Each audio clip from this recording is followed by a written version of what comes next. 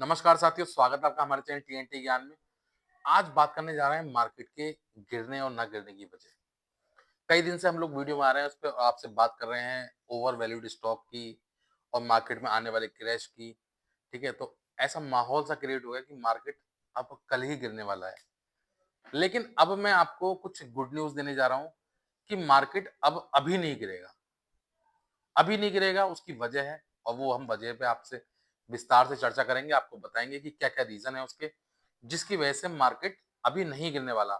और अब जो मार्केट ने परफ़ॉर्मेंस दिया है, मतलब भारत के जो मार्केट का परफ़ॉर्मेंस आया है, वो तो आया ही है। आज ग्लोबली मार्केट का परफ़ॉर्मेंस बड़ा शानदार आया है। अगर आप कहीं भी देखेंगे, किसी सेक्टर में देखेंगे, चाहे वो एशियन मार्केट्स हो, चाहे चाइनीज़ मार्केट हो, चाहे यूरोपियन मार्केट हो, चाहे हांगकांग का मार्केट हो, अमेरिकी सब बिल्कुल झूम गया है बाज़ार। और इस झूमने की, इस दीपावली की वजह क्या है? किस वजह से मार्केट झूमा है? उस पे हम विस्तार से आज बात करेंगे। आपको वन बाय वन बताएँगे। शुरुआत करते हैं मार्केट अपडेट के साथ। वीडियो काफ़ी इन्फॉर्मेटिव है आपके लिए और पूरी वीडियो ज़रूर देखेंगे क्योंकि आपके लिए काफ़ी इन्फॉर्मेशन है इसमें।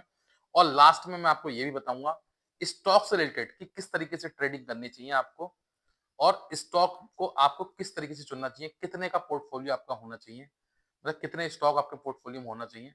और बहुत सारे लोगों की क्वेरीज रहती है माइक्रो स्टॉक के लिए, माइक्रो कैप स्टॉक के लिए। तो उसके बारे में बताऊंगा कि माइक्रो कैप स्टॉक आपको रखने चाहिए या नहीं रखने चाहिए और पोर्टफोलियो में कितने रखने चाहिए, किस लेवल का यूजेस उसका है, वो सारी बात करेंगे। काफी इंफॉर्मेटिव वीडियो होने वाली है। अगर वीडियो पसंद आए, आपको वीडियो अच्छी लगे तो वीडियो को लाइक करना, शेयर करना और चैनल को सब्सक्राइब करना ना भूलना। तो मार्केट अपडेट के साथ शुरुआत करते हैं। आज सेंसेक्स ने 440 पॉइंट की छलांग लगाई, लगभग आधा परसेंट से ज्यादा, 85,632 पे बंद हुआ है। निफ्टी 50 की बात करें तो 139 पॉइंट की छलांग लगाई, लगभग वो भी आधा परसेंट से ज्यादा, 26,192 पे बंद हुआ है। निफ्टी मिड कैप की बात करें तो मामूली सी गिरावट थी 8 पॉइंट की, 22,406 पे बंद हुआ है। निफ्टी स्मॉल कैप की बात करें तो 16 पॉइंट की बढ़ोतरी थी, 16,934 पे बंद हुआ है। निफ्टी माइक्रो कैप की बात करें तो 74 पॉइंट की गिरावट थी, 23,407 पे बंद हुआ है। मतलब ओवरऑल मार्केट सही रहा है, ठीक है? बहुत ज़्यादा कहीं गिरावट नहीं है और बहुत ज़्यादा तेज़ी भी नहीं है। ऐसा ही मार्केट चलना चाहिए, इससे क्या होता है, ये रिदम बना रहता है इस तरीके से। क्योंकि जब मार्केट में बहुत ज़्यादा तेज़ी होती है, बहुत ज़्यादा गिरावट होती है, तो सडनली उसमें मूवमेंट आते हैं, सडनली उसमें चेंजेस होते हैं। अगले दिन आप देखेंगे रिवर्सल आता आता है। किसी भी तरह का रिवर्सल हो, मतलब मार्केट आज तेज़ चला तो कल रिवर्सल आएगा टूटने का, अगर मार्केट आज टूटा है तो रिवर्सल आएगा बढ़ने का। तो इस टाइप के जो इंसिडेंट्स होते हैं ना, वो मार्केट को तोड़ जाते हैं। मार्केट चलना चाहिए कंटिन्यू एक एक प्लेटफॉर्म पे चलना चाहिए बढ़िया रिदम में। जैसे वो पैसेंजर चलती है ना कि चलती रहे, चलती रहे, चलती रहे।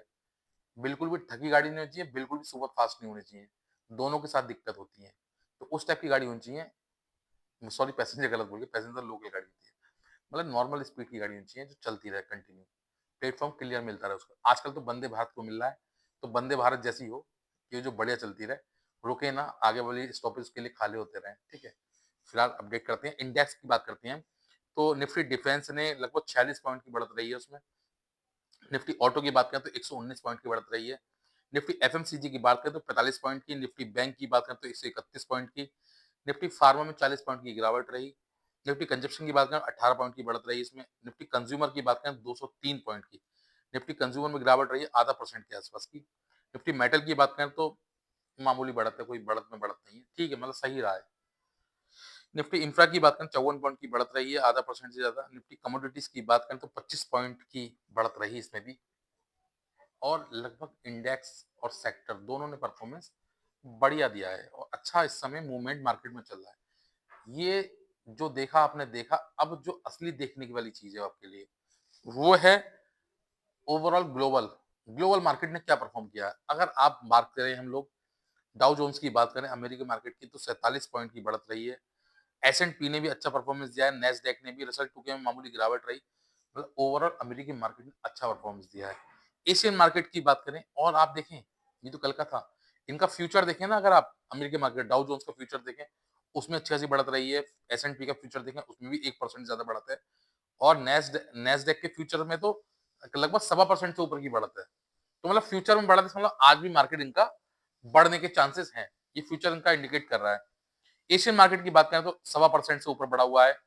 जैपनीज मार्केट की बात करें तो जैपनीज मार्केट बहुत तेजी के साथ बढ़ा है, लगभग 2.5% से ऊपर बढ़ा हुआ है जैपनीज मार्केट। शंघाई मार्केट भी बढ़ा, शंघाई मार्केट में गिरावट है, सॉरी। हांगकांग के मार्केट में अच्छी खासी बढ़त है, इसके अलावा फ्रांस के मार्केट में बढ़िया परफॉर्मेंस है। ग्लोबली मार्केट ने अच्छा परफॉर्मेंस दिया है और इसकी वजह क्या है? मैं बता रहा था ना आपको कि बताऊँगा कि मैं क्या क्यों मैं आज कह रहा हूँ कि अब मार्केट अभी नहीं गिरेगा। बहुत सारे लोगों की चिंताएँ शुरू हो गई थी कि किस तरीके से जिनका कुछ एक्सपोज़र यूएस में था, उनकी टेंशन सबसे ज़्यादा थी। यूएस वालों के लिए सबसे चिंता हो रही थी क्योंकि एआई स्टॉक इतने ज़्यादा ओवर वैल्यूड हो गए थे कि उनको लग रहा था कि क्रैश आने वाला है, वो पल-पल दिन गिन रहे थे कि आज नहीं कल आ जाएगा क्योंकि सभी लोग बता रहे हैं देखिए और कोई भी ऐसा तो 100% कोई श्योरिटी नहीं दे सकती कि कल गिर जाए, ठीक है? लेकिन जैसा फंडामेंटली इंडिकेट कर रहा था, उसके मतलब उसके ही आधार पे लोग ये बताते हैं, प्रेडिक्शन देते हैं कि ऐसा हो सकता है।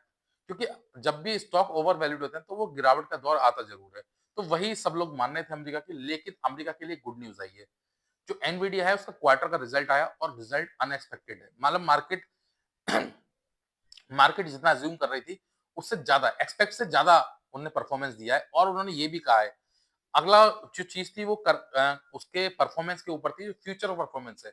तो फ्यूचर के परफॉर्मेंस को बताया कि फ्यूचर में और अच्छा परफॉर्मेंस करेगा वो अभी, ठीक है? आपने देखा कल एनवीडिया का स्टॉक 5% ज़्यादा बढ़ा, ठीक है? ये कहीं न कहीं पॉजिटिव इंडिकेशन है क्योंकि एआई को लेकर बहुत ज़्यादा एकदम मतलब इस समय बहुत ज़्यादा मार्केट में हल्ला था कि मार्केट एआई का ब्लास्ट हो सकता है। एआई के द्वारा ही बबल बनेगा। 2008 में जिस तरीके से मार्केट क्रैश हुआ था, उस तरीके से क्रैश आने के चांस हैं। लेकिन मुझे लगता है कि कुछ समय के लिए टल गया है ये। कुछ समय के लिए टल गया है, ये मार्केट में गिरावट तो आनी है। डेफ़िनिटली ये श्योर है कि मार्केट में गिरावट आएगी। अमेरिकी मार्केट में गिरावट आएगी तो पूरे विश्व के मार्केट में गिरावट आएगी क्योंकि वो कहीं न कहीं पैरेलल बाकी मार्केट को अपने साथ लेके चलता है। अगर वो गिरेगा तो बाकी मार्केट भी गिरेंगे। तो मुझे लगता है कहीं न कहीं जिनका भी एक्सपोज़र है यूएस में, तो वो ये ध्यान रखें किन स्टॉक में है, किन चीज़ों में है और कोशिश करें कि कहीं और ट्रांसफर स्विच करने की। क्योंकि ये है कि जब मार्केट ओवर वैल्यूड रहता है तो कहीं न कहीं मार्केट अपने आप को करेक्ट ज़रूर करता है। तो करेक्शन करने में ही मार्केट के 10-20% तो चले जाते हैं और 10-20% एकदम बहुत ज़्यादा एक्सपोज़र होता है, ये बहुत ज़्यादा। तो ये आप ध्यान रखें इन चीज़ों का। फिलहाल के लिए तो अच्छी गुड न्यूज़ है, लेकिन एक न्यूज़ और है। दूसरी न्यूज़ क्या है कि फेडरल रिज़र्व बैंक की अब दिसंबर में मीटिंग होने वाली है और फेड रिज़र्व बैंक की दिसंबर में मीटिंग होने के जो चांसेस हैं, उसमें ये श्योरिटी है मतलब श्योरिटी तो नहीं है, श्योरिटी जब पता चलेगी जब मीटिंग हो जाएगी। मतलब लोग ये प्रेडिक्शन दे रहे हैं अपना कि अब जो है फेड रिज़र्व बैंक जो है वो रेपो रेट में मतलब जो भी रेट कट है, वो नहीं करने जा रहे हैं। वो नहीं करेंगे मतलब क्यों नहीं करेंगे? क्योंकि इन्फ्लेशन का डाटा जो है, वो कहीं से भी उनको ये सूट नहीं कर रहा उसको कि वो कम करें। इन्फ्लेशन अगर बढ़ेगी, तो वो कर सकते हैं, लेकिन ऐसा हो नहीं रहा है। तो ये सारी चीज़ चिंता का विषय है क्योंकि अगर वो नहीं करेंगे, अगर रेट कट नहीं करते हैं, तो मुझे लगता है कि कहीं न कहीं मार्केट के लिए नेगेटिव होगा और रेट कट कर देते हैं, तो मार्केट के लिए पॉज़िटिव होगा। ये दिसंबर तक वेट करना पड़ेगा क्योंकि अब जो दिसंबर में ही रेट कट के चांस हैं, लेकिन ऐसा इंडिकेशन जा रहा है कि दिसंबर में रेट कट नहीं होगा। तो कहीं न कहीं ये चिंता का विषय है कि अगर रेट कट नहीं होता है, तो बाकी मार्केट के लिए भी नेगेटिव असर होगा ये और अमेरिकी मार्केट के लिए भी नेगेटिव होगा। क्योंकि इन्फ्लेशन का डाटा जो इंडिकेट कर रहा है वो यही कर रहा है कि आगे चल के दिसंबर में जो फेड रिजर्व बैंक की मीटिंग होनी है, जोरेन पावेल जो है वो मुझे लगता है कहीं से भी रेट कट नहीं करेंगे। क्योंकि पहले भी बहुत ज़्यादा डोनाल्ड ट्रम्प का जो दबाव था वो काम करा, उसकी वजह से ही रेट कट हुए थे जो भी हुए हैं अभी। मतलब उन्होंने तो साफ-साफ कहा था कि रेट कट हम कहीं से भी एक्सपेक्ट नहीं कर रहे हैं और जैसे आंकड़े हैं अमेरिका की अर्थव्यवस्था के, उसको लेके रेट कट करना कहीं न कहीं वहाँ के लिए सुसाइड है। तो इस तरीके के जब बयान आते हैं तो लगता है कहीं न कहीं मार्केट के लिए ये पैनिक पैदा कर देते हैं, ये खतरा पैदा कर देते हैं और जिसकी वजह से मार्केट कहीं न कहीं 2-4-5% तो ऐसे ही टूट जाती है, क्योंकि अमेरिकी बहुत बड़ा मार्केट है, ठीक है? अब बात करते हैं हम लोग इंडियन स्टॉक की, जो मैं बता रहा था कि आपको मैं बताऊँगा पोर्टफोलियो के बारे में, किस तरीके से माइक्रो कैप के बारे में। देखिए, एक चीज़ बता दूँ मैं आपको, इक्विटी में इन्वेस्ट करना सबसे बड़ा रिस्की है, ये मान के चलें, ठीक है? सबसे ज़्यादा रिस्क इसमें है जिंदा जुआ जिसको बोलते हैं बिटकॉइन, क्रिप्टो करेंसी, उसके बाद ऑप्शन, भारत में लोग ऑप्शन करते हैं, ऑप्शन है, भारत में मतलब भारत का ऑप्शन तो भारत का ही है ना, इसलिए बात कर रहा हूँ मैं। और क्रिप्टो जो है वो इंटरनेशनल है, हर कोई करता है, ठीक है? लेकिन उसमें एक्सपोज़र बहुत ज़्यादा लोग अब बहुत ज़्यादा रुचि लोगों की बढ़ रही है, वो सबसे खतरनाक है, 2 चीज़ें ये, क्रिप्टो फिर ऑप्शन। उसके बाद जो उससे कम रिस्क है वो है इक्विटी में और उससे भी कम रिस्क है म्यूचुअल फंड्स में। तो ये कैटेगरी है, कैटेगरी वाइज़ है, ठीक है? अब आप बात कर रहे थे हम लोग इक्विटी की। अगर इक्विटी का आपका पोर्टफोलियो है तो उस पोर्टफोलियो को इस तरीके से बनाएँ कि अपने पोर्टफोलियो में आपका जो भी एक्सपोज़र है, अगर मान लीजिए देखिए मैं छोटे से शुरुआत करता हूँ, है ना? अगर लोगों का किसी का 5 लाख का पोर्टफोलियो है, ठीक है? या और कम का अगर बात कर लीजिए, 2 लाख की बात कर लीजिए, आपका 2 लाख का पोर्टफोलियो है, तो आपको कैसे बनाना है? 2 लाख का पोर्टफोलियो है, तो उसको आप कम से कम कुछ नहीं तो 5 हिस्सों में डिवाइड कर लीजिए, ठीक है? 5 हिस्सों में डिवाइड कीजिए उसको और उसको आप इतना तो रखिए कि आप 2 बार, 3 बार उसको एवरेज कर सकें। ये बहुत ज़रूरी है। कई बार ऐसा होता है कि हम सारा एक्सपोज़र 1 या 2 स्टॉकों में लगा देते हैं और फिर क्या होता है, फिर हम बैठे रहते हैं बहुत समय तक। ना तो हम उसको एवरेज कर पाते हैं और ना हम उससे कुछ कमा पाते हैं। तो अगर इक्विटी में करते हैं तो आप ये रेशियो बना के रखें। आप 30-30 का रेशियो बना के रखें। 30-30 का अगर रेशियो रखेंगे आप लोग, मैंने एक वीडियो बनाई थी इसके लिए, 30-30 का जो मेरा फ़ॉर्मूला है, अगर आप देख लेंगे वो, तो आपके लिए बहुत गुड है। और नए लोगों के लिए तो बहुत बढ़िया है, जिनको कम नॉलेज है लेकिन ज़रूरी है, मुझे इन्वेस्ट करना ही करना है, मुझे रिस्क लेना ही लेना है इक्विटी में, तो वो इस फ़ॉर्मूले के साथ करें, तो ये निश्चित है कि आपको लॉस के चांस कम होंगे। ऐसा कोई नहीं कह सकता कि नहीं होंगे, ऐसा कोई भगवान का भाई नहीं है यहाँ बैठा हुआ, जो आपको ये बता दे कि ना भाई इसमें जमा कर दे, लॉस नहीं होगा और ऐसा कुछ हो तो मुझे बताना, मैं भी शायद देखूँ, उससे सोचूँगा कि ऐसा कैसे है उसमें, ठीक है? अगर किसी को ऐसा कोई फ़ॉर्मूला पता हो कि जिससे इक्विटी में लॉस ना हो तो मुझे भी बताना, है ना? मैं भी सीख लूँगा, सीखने की कोई उम्र नहीं है, मैं भी सीखना चाहता हूँ। लेकिन मुझे लगता है कि पोर्टफ़ोलियो में अगर आप इक्विटी में इन्वेस्ट कर रहे हैं तो रिस्क ज़्यादा है, तो इसी बात को आप ध्यान रखें कि किस तरीके से आपको इन्वेस्ट करना है उसमें। 30-30 का रेशियो का मतलब ये होता है कि आपको अगर कोई स्टॉक लेना है, मान लीजिए, शुरुआत करते हैं हम लोग, ठीक है? देखिए, जो रिटर्न होता है वो आपकी वैल्यू के ऊपर होता है कि आपकी वैल्यू क्या है, ठीक है? आप जो इन्वेस्टमेंट कर रहे हैं उसकी वैल्यू क्या है? हम लोग एक्चुअली, हमारी एक्सपेक्टेशन होती है कि हमें कोई स्टॉक ₹5000 दे जाए और हमने इन्वेस्ट कितना किया उसमें? ₹20,000। तो ₹20,000 में अगर वो ₹5000 हम एक्सपेक्ट कर रहे हैं तो कितना परसेंट कर रहे हैं? 25%। 25% स्टॉक कोई बढ़ सकता है इतनी आसानी से? आप खुद बताइए। जबकि आपको कितना चाहिए? 2% 3%। अगर 2% 3% आपको रिटर्न मिल रहा है, तो ये एक्सपेक्ट करिए कि बहुत शानदार रिटर्न है। बड़े-बड़े इन्वेस्टर ना, आपको बता दूँ मैं, बहुत बड़े-बड़े इन्वेस्टर जो करोड़ों-अरबों इन्वेस्ट करते हैं, वो 1-1 परसेंट को मरते हैं, आधा-आधा परसेंट पे बेच देते हैं। अब आप कहेंगे कि उनकी वैल्यू बहुत ज़्यादा है। ठीक है, उनकी वैल्यू ज़्यादा है, तो आपसे भाई कौन कह रहा है कि आप आधा परसेंट 1% आप 2-3% तक मानिए, 5% मैक्सिमम मानिए, लेकिन आपकी एक्सपेक्टेशन क्या होती है? 10%, 15%। भाई ऐसा संभव नहीं है ये। यहाँ कोई जुआ नहीं चल रहा है कि आपके लिए कोई बैठा है और एकदम बटन घुमाया और पहुँच गया। तो ये मान के चलें, 30-30 का रेशियो अपनाएँ और कम प्लानिंग करें, कम का टारगेट रखें। उससे क्या फ़ायदा होगा आपको कि जो मूवमेंट होती है ना 2-3% की, ईज़िली हो जाती है, आप आराम से रिटर्न पा सकते हैं। लेकिन अगर आपकी एक्सपेक्टेशन 10% की है ना, तो जो 5% 3% आपको मिलने वाला है, वो भी नहीं मिलता है। अब आपको प्लान कैसे करना है मैं आपको बता दूँ। अगर आपने कोई भी स्टॉक, मान लीजिए आपको 1 लाख रुपए के स्टॉक लेने हैं, तो पहले आप 30,000 के स्टॉक लीजिए, ठीक है? फिर जब वो गिरता है, 5% गिर जाता है मान लीजिए, ना गिरे मतलब एक हम एक्सपेक्टेशन रखते हैं अपनी कि जब भी कोई स्टॉक लेते हैं तो ऐसा होता ज़रूर है, कितना भी अच्छा स्टॉक ले लें कि वो गिरता ज़रूर है, ठीक है?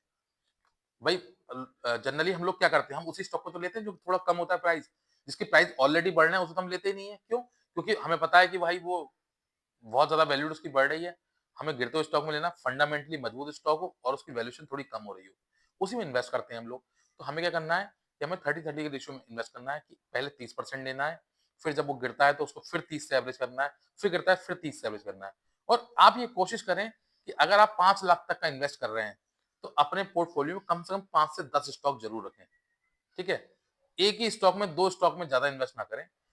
10 से ज़्यादा रखें, मतलब 10 से और 20 के बीच में, इतना का अपना पोर्टफोलियो रखना चाहिए। उससे क्या होगा, छोटा-छोटा जो एक्सपोज़र होता है ना, वो आपको बूँद-बूँद से घड़ा भरता है और आपको मल्टी जो स्टोरी होती है ना, उसमें कई तरह के लोग होते हैं और कई तरह के जब लोग होते हैं तो मिल-जुल के रहते हैं। मतलब मेरा मतलब ये है कि अगर आपने अलग सेक्टर के आपने पोर्टफोलियो बना रखा है अपना और उसमें 15-20 स्टॉक का आपका पोर्टफोलियो है, तो ये मान के चलें कि आज ये वाला स्टॉक रिटर्न छोड़ के जाएगा, कल को ये वाला होके जाएगा। तो ये निश्चित है। लेकिन आप 2-3 स्टॉक में ही जमा कर देते हैं, तो फिर उसमें चांसेस ज़्यादा होते हैं डूबने के। तो ये ध्यान रखें। और दूसरी चीज़ जो माइक्रो स्टॉक के लिए बता रहा था, माइक्रो स्टॉक जो लोग इन्वेस्ट कर रहे हैं, कहीं न कहीं वो पैसा अपना गड्ढे में डाल रहे हैं। क्योंकि मानता हूँ कि कई बार माइक्रो स्टॉक जो है वही बहुत बड़े मल्टीबैगर बन जाते हैं, लेकिन उसमें चांसेस 0.1% के होते हैं। पॉइंट मतलब 1% नहीं, 0.1% होते हैं। तो उसमें आप वही पैसा इन्वेस्ट करें जो रद्दी है। रद्दी मतलब खराब पैसा नहीं, मतलब कि हाँ, इसकी आपको ज़रूरत नहीं है, आपने डाल दिए, 10-5 मल्टीबैगर लेके डाल दिए, ठीक है, कभी भविष्य में किस्मत चमक गई, लेकिन बहुत कम चांसेस होते हैं कि मल्टी बैगर आपको कभी मतलब माइक्रो वाले पेनी स्टॉक इस टाइप के, आप 50 करोड़ वाले, 10 करोड़ वाले पेनी स्टॉक ना लें, 100 करोड़ वाले, कम से कम 1000 करोड़ वाले लें, 500 करोड़ से ऊपर के लें। वो चांसेस हैं कि मूवमेंट करेंगे। तो इस टाइप के माइक्रो स्टॉक में ना करें, मेरी तो कभी रुचि नहीं है इन चीज़ों में, और ना मैं कभी किसी को एडवाइस करता इन चीज़ों में इन्वेस्ट करने के लिए। क्योंकि पैसा को हमें बर्बाद नहीं करना है, पैसे को यूटिलाइज़ करना है। अमीर आदमी वही है जो अपने लिए पैसे को काम पे लगाता है, और गरीब आदमी वो है जो पैसे के लिए काम करता है। ये बात आप जिस दिन समझ जाएँगे, उस दिन आप बड़े आदमी हो जाएँगे। तो फिलहाल के लिए तो इतना ही। आप समझ गए होंगे मेरी जानकारी दी हुई जो, कि आपको क्या करना है भविष्य के लिए, और जो समय टल गया है, वो कितने समय के लिए टला है, वो आप देख लेना कि कब तक स्टॉक इसमें बने रहते हैं और कब तक इसमें मार्केट क्रैश आएगा। इसका इंतज़ार करें, ठीक है? ये करेक्शन तो होना ही है, निश्चित है। तो फिलहाल के लिए तो इतना ही। अगर मेरी वीडियो पसंद आई हो, अच्छी लगी हो आपको जानकारी, तो वीडियो को लाइक करना, शेयर करना और चैनल को सब्सक्राइब करना ना भूलना। Thank you.